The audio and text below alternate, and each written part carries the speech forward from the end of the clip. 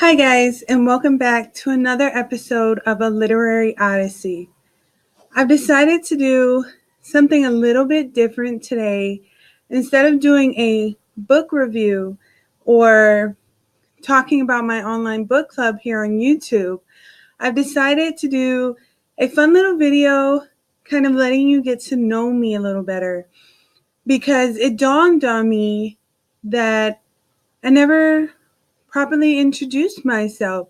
So I decided to do the newbie booktube tag, where I will answer some questions about me, my passion about reading, and my likes and dislikes about books.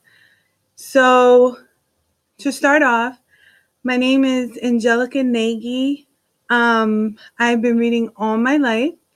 I was born in New York, but now I reside in the state of Indiana. So without further ado, I'm just going to go into the booktube into the questions and just answer them. So the first question is, why did I start this channel? I think if you asked anyone who reads in this day and age, they will agree that it is a very lonely hobby. I don't physically have someone in my life who reads. And it can be a very devastating feeling when you read a book and it is like the most fantastic thing and it is your main focus in life and you want to just share it with people, yet nobody reads. It kind of feels like holding on to the biggest secret in the world and it just eating you alive. And so to wrap up the question, I guess, is I started this channel to connect with people like me. If I can't find someone in the state of Indiana who's like me, maybe I can find someone on the internet who is. It could kind of be a long distance friendship, I guess. The second question is, what are some fun and unique things you can bring to Booktube? I think the most unique thing that I can bring to Booktube, or because I haven't seen it yet, or maybe I just haven't stumbled upon a booktuber who does it. But I guess the most unique thing I can bring is an online YouTube book club. And I've already posted two videos, a part one and a part two of this upcoming March's book selections. And you can go look at those videos, and they're more self-explanatory than what I can summarize here in the short time that I have. The third question is, what are you most excited for about this new channel? Long story short, just connecting with people, finding people who I understand, who love my hobby as much as me.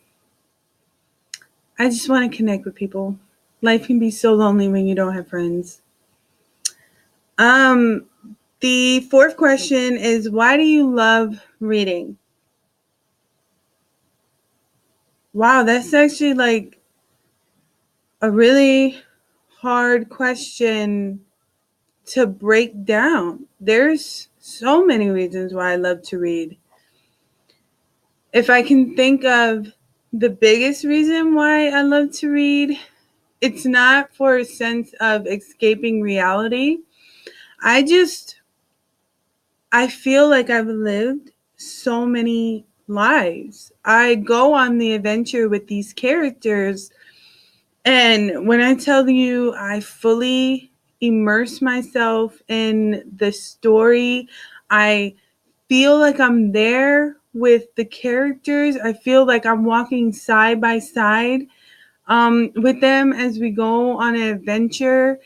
I get so connected with my characters that, I mean, when something tragic happens, I tend to cry for a couple of days. It's as if like I lost a friend or a loved one.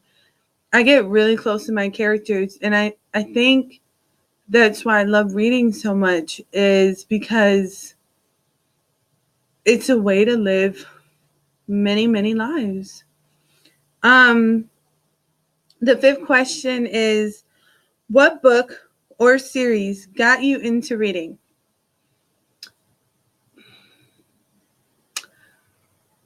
I can't really remember a specific book when I was a child that got me into reading.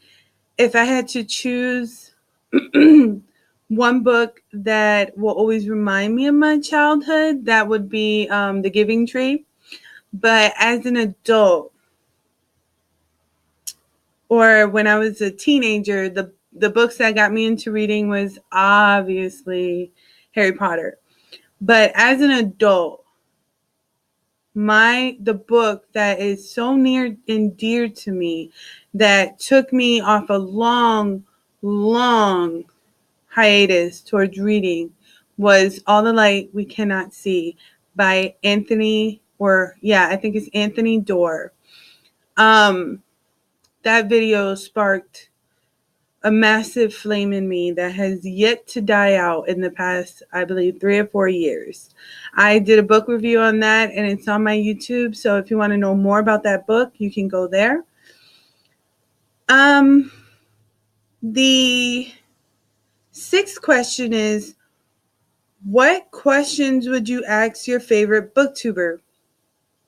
Honestly, it wouldn't even be about books. Sadly, one thing that I've noticed about Booktube or YouTube in general is that many people have important content that they want to share, that can really enhance the subject they're talking about. But if your videos don't look phenomenal and you don't have these amazing video, God, I forgot those, I guess, tags or something, people won't stop to watch it. No one would click on it. Or if you don't have the catchiest title for that video, no one's going to click on it, even when you're just as qualified as anyone else to talk about the subject. And so I think the question I would kind of ask a booktuber is, how did you learn how to edit videos? Because as you can see from my other YouTube videos, I literally don't edit at all. Like, this is all raw. This is me, no makeup, hair not done. I look a hot mess. But I feel like, you guys aren't here because of the way I look. I feel like you guys are here because you wanted to research something about a book, or, a booktuber, and so you stumbled upon me. So I really don't think you care about how I look, because I'm sorry, I'm not a model. The seventh question is, what challenges do you think starting a booktube channel will be the hardest to overcome? Yeah, I think editing. I feel like as long as I continue to talk about what I personally love and stick to just that content instead of comparing myself to someone else or looking at their video and trying to steal their ideas, I feel like if I don't stay authentic to myself, you, as the YouTube or booktube community, can see that. You can see when someone is being phony or not real. And I don't want that. I want to only talk about what I know and what I'm passionate about. And so as long as I do that, I think my only problem that I'm going to have to overcome is editing. Because I'm not here to become famous, okay? Let's be real. I'm not going to become famous. The eighth question is, when did you start reading? And like I said in the beginning of my video, I have always been a reader. I would literally come home from school and not even hang out outside, because I would just go to my room and start reading. But for a very long time, when I went into the Army and, I was everywhere. I went on a long period of time where I just didn't read. I didn't have the motivation or drive or time. But about 3 or 4 years ago, I created a bucket list, like my ultimate bucket list. And one of my goals was to read all of the books on the New York Times bestseller, the fiction section. And the first book I stumbled upon was All the Light You Cannot See. And my God, thank God that was the first book that I read, because it instantly put me back on the track, and I have not stopped reading since. I read about right now, since, I went to college and I work and I'm a mom and a teacher. It's like I don't really have a lot of time to read, but I still try to put it as a priority. So I'll read about 1 to 3 books a month, and I've been able to keep that steadily going since about 3 or 4 years ago. The ninth and second to last question, because I've noticed this is taking pretty long, and I read some statistics on YouTube and realized the longest people can hold their attention span is 3 minutes, and I just realized this video is almost 12, so I don't blame you guys for not reading the whole thing. Watching the whole thing. The ninth question is, where do you read? Everywhere. If I'm at my job and I have a break in the time that I'm teaching, I'll read. If I'm home and my son is sleeping and I don't have anything else to do, I'll read. If I'm at an appointment in the waiting room, I'll read.